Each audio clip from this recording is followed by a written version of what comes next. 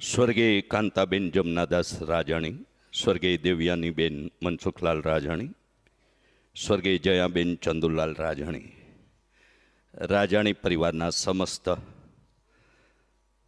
પરિવારના પિતૃમોક્ષાર્થે આયોજિત શ્રીમદ ભાગવત સપ્તાહના દ્વિતીય દિવસે ભાગવત ભગવાનનું પૂજન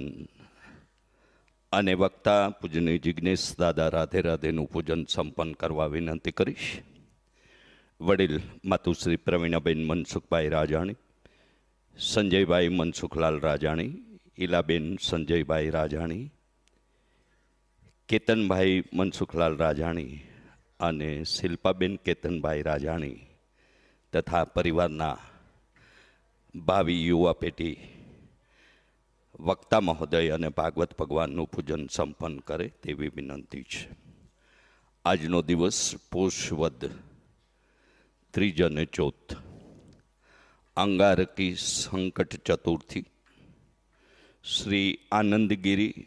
ગુરુ બ્રહ્માગીરી યાને મુંડિયા સ્વામીજીની પુણ્યતિથિ અને બાપા બજરંગદાસ બાપા બગદાણાની આજે 49મી પુણ્યતિથિના આ પવિત્ર પ્રાવણ દિવસે સૌને બાપા સીતારામ, જય Jalaram. Radhe Radhe official YouTube channel અને અહીં પ્રત્યક્ષપણે પધારેલા રાજાણી અને રેવશિયા પરિવારના સૌ પરિવારજનો, કુટુંબીજનો, સ્નેહી સ્વજનો, શુભેચ્છકો, મિત્રો, નિમંત્રિત મહાનુભાવ, આ નગરના નગરવાસીઓ, શ્રોતા ભક્ત ભાઈ બહેનોનું રાજાણી અને રેવશિયા પરિવાર વતી હાર્દિક સ્વાગત કરીએ છીએ. જીવનમાં સુખ અને દુઃખ એમ રુદન અને હાસ્ય એવો આજનો હાસ્ય રસનો હાસ્ય દરબાર આજે રાત્રે હાસ્ય કલાકાર સાંઈરામ દવેનો આયોજિત થયો છે. કથા સત્ર વિરામ બાદ યથોચિત સમયે હાસ્ય દરબારના આ હાસ્ય રસનું પાન કરવા પણ સૌને ઉપસ્થિત રહેવા પરિવાર વતી હાર્દિક નિમંત્રણ પાઠવીએ છીએ. સતત ગંગાના પ્રવાહની જેમ વહેતી ભાગવતી ગંગાની પૂજ્ય જિજ્ઞેશ દાદા રાધે રાધેના શ્રી મુખેથી પ્રવાહિત થતી આ Ganga Jalaram hall, NS road number 6, Hatkesh society, JVPD scheme, Vile Parle west, મુંબઈના આ કથા મંદિરમાં આપણે સૌ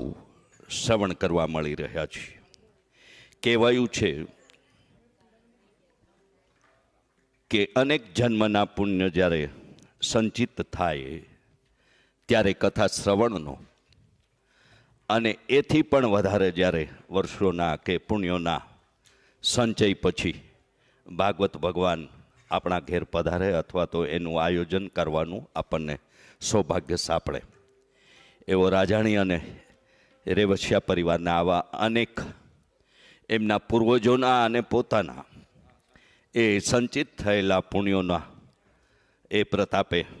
શ્રીમદ ભાગવત સપ્તાહનું આયોજન કરવાનું સદભાગ્ય, અહોભાગ્ય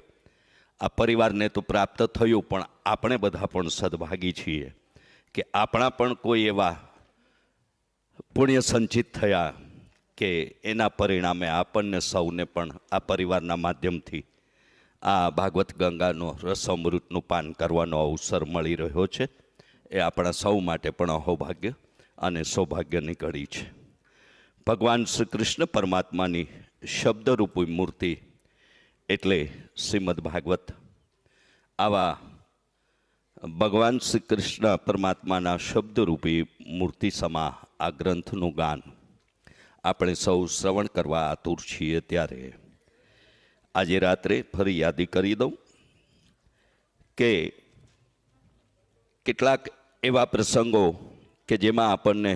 રુદન થાય, રડવું આવે, પણ કોઈ પણ વ્યક્તિને હસાવવી થોડું કપરું કામ છે.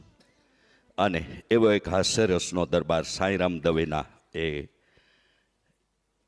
હાસ્યરસની સાથે આજે રાત્રે કથા વિરામ પછી યથોચિત સમયે આપણે સૌ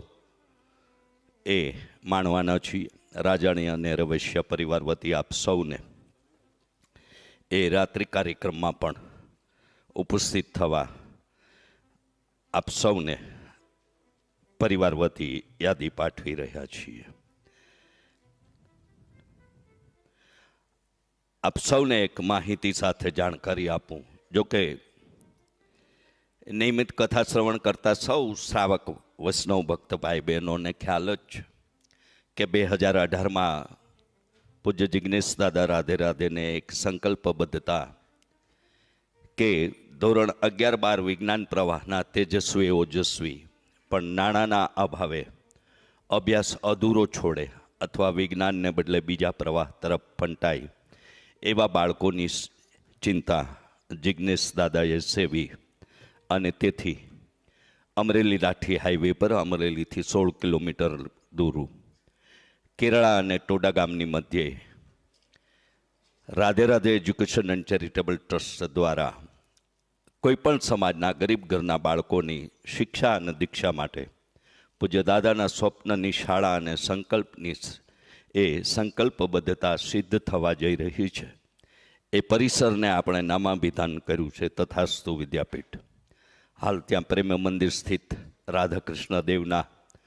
નિત્ય શણગાર દર્શન અને અનેક ઉત્સવોનું આપણે સૌ ત્યાં નિત્ય દર્શન અને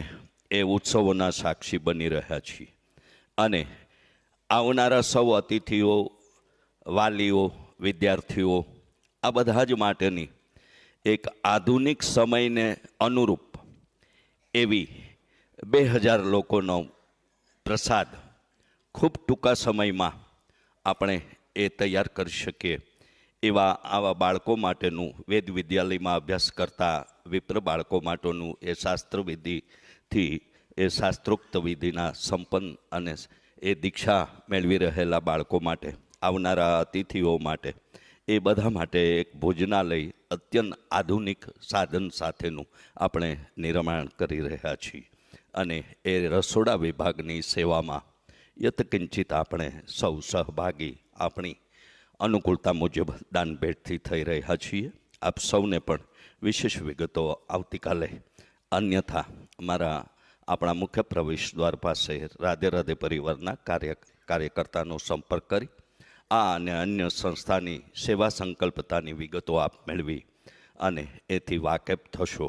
એવી વિનંતી કરતા ભગવાન શ્રી કૃષ્ણ પરમાત્માની શબ્દ મૂર્તિ એટલી શ્રીમદ ભાગવત, આવા ભગવાનના અનેક સ્વરૂપો પૈકીનું આ વાંગમય સ્વરૂપ ભાગવત ભગવાનના દ્વિતીય સત્રના પ્રારંભે આપણને સૌને પ્રેરિત કરવા યુવા ભાગવતાચાર્ય પૂજ્ય જિજ્ઞેશ દાદાને આપણા સૌની વિનંતી સાથે આપ સૌને રાજાણી અને રેવશિયા પરિવારના જય રાજ રાજેશ્વરી ભગવતીમાં જય શ્રી કૃષ્ણ. રાધે રાધે.